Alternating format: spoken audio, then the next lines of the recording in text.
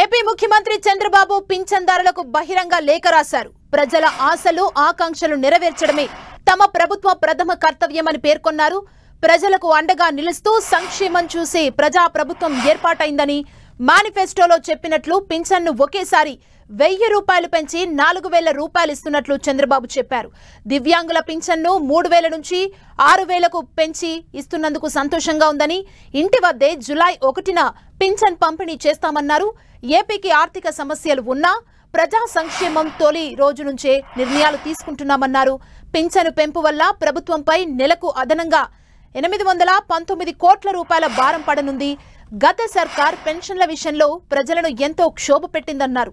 ఎన్నికల సమయంలో 3 నెలలు ప్రజల కష్టాలు చూసి చలించిపోయానని, మండుటెండల్లో వడగాల్పుల మధ్య ప్రజలు పడిన అగచాట్లు చూశానన్నారు. అందుకే ఏప్రిల్ నుంచే పింఛన్ పెంపును వర్తింపజేస్తానని మాటిచ్చానని, అందుకే ఏప్రిల్, మే, జూన్ నెలలకు పెంపును వర్తింపజేసి ప్రజలకు రాసిన లేఖలో దీనికి సంబంధించి చంద్రబాబు చెప్పారు.